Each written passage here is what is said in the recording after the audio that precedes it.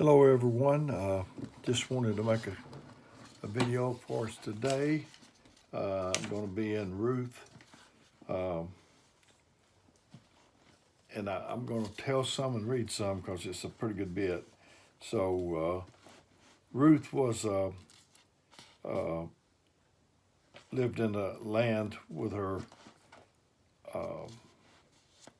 husband, two sons, and they was a famine in the land, so they went to the land of Moab to try to find something to eat. And they did go over there, and while they was over there, her husband died, and rather Naomi. When she went over there, her husband died and her two sons. So they heard that there was food back in Israel, so they started to go back up because that was her land. So they're preparing to go back, and so her two sons married Moabite women while they were over there. And so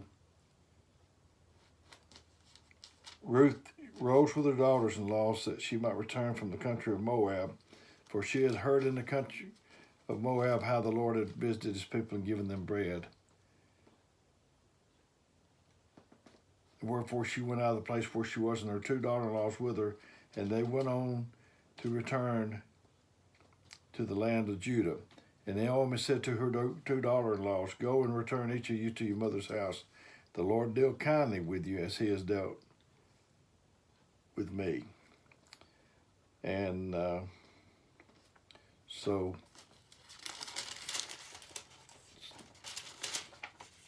they then Naomi, her name meant my joy, I think it is. You could look it up. But she told them not to call her that, to call her Mara, which meant bitterness. She said, "I left full and I returned empty," because over there her two sons and her daughter and her husband died. And she told her two daughter-in-laws, Ruth and Orpah, that they could return to their native land in Moab. But Orpah kissed her mother-in-law, but Ruth refused to leave her. And she said this, "And Ruth said, Entreat me not to leave thee, nor return from following after thee. For whither thou goest, I will go, and whither thou lodgest, I will lodge. Thy people shall be my people, and thy God my God. Where thou diest, will I die, and there I will be buried. The Lord do so to me, and more also, if aught but death part thee and me." So, if you can leave somebody, or if you can leave something, you never was joined to it in the first place. He told a man and a woman to be joined, a man to be joined to his wife, to leave father and mother and be joined to his wife. If you can leave your wife, you never was joined to her. If you can leave whatever, you weren't joined to it. And this is significant because if you read over in Matthew, the first chapter about the begats, David came, Ruth married Boaz, and it went on down, in the lineage of David came out of that, and then Jesus came. So a Gentile, a Moabite woman, and a Jew, Boaz, came together, and the Jews and the Gentiles were merged in.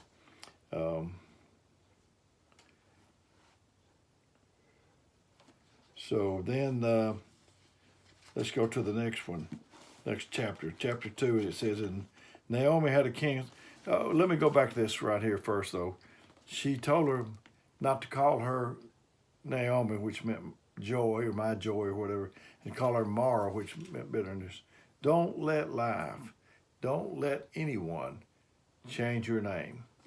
So then let's go to chapter 2. And Naomi had a kinsman of her husband's, a mighty man of wealth of the family of Amalek, and his name was Boaz. And Ruth the Moabitess said unto Naomi, let me now go in the field and glean ears of corn after him, on whose side I shall find grace. And she said, go, my daughter. And she went and came and gleaned in the field after the reapers. And her hap was the lot on the field belonging unto Boaz, which was the kindred of Elimelech.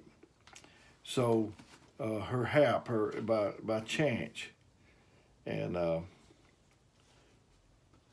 let's see what else. And so she got to glean in the field of Boaz, a wealthy man. And when she was risen up to glean, Boaz commanded his young man, saying, let her glean among the sheaves, and reproach her not. And let fall also some of the handfuls of purpose for her, and leave them, that they may glean them and not rebuke her. So she gleaned in the field of Boaz. They left her the whatever dropped behind. And then she decides, her mother-in-law, Naomi, gave Ruth instructions of how to approach Boaz. And Naomi, her mother-in-law, said unto her, my daughter, shall I not seek rest for thee, that it may be well with thee?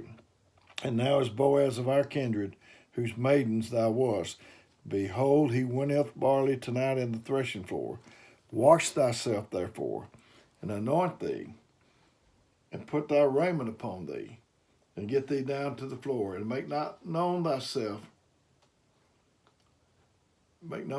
until he shall have done eating and drinking. And so Naomi is telling Ruth how to approach the Lord. She says, wash thyself. You can't go into the future with the past still on you. Lost people, they can't go approaching the Lord with the past still on them. And this paid off for Ruth, because she wound up being the wife of Boaz. The field that she was gleaning in and was left a handful of purpose, she wound up owning that field with her husband Boaz. So wash thyself. Get the past off your face. Don't walk around with the past on you. Every time you come to somebody telling them what happened in the past. Oh, did you not hear my bad luck back here? Let's just look to the future. I know I had radiation burns. I was down about 7 months. And usually whenever somebody asks how I'm doing, I like to say, let's talk about how you're doing. It's not even worth mentioning. But during that time, I was making statements like, well, I'm hanging in, I'm hanging on. I didn't like doing that. So you need to get the past of, put thy raiment upon you. You need to be clothed with the right clothing, the robe of righteousness.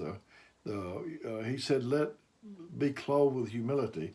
We need to have that on. So she approached Boaz, and she won him over. She married Boaz, and then, as I said, she wound up owning the whole field. The book of Ruth is a very good book. Maybe I didn't do it justice. There's some more things, if I could have thought, I would have told you about them. But may the Lord bless you until we get another opportunity to meet together like this or in person.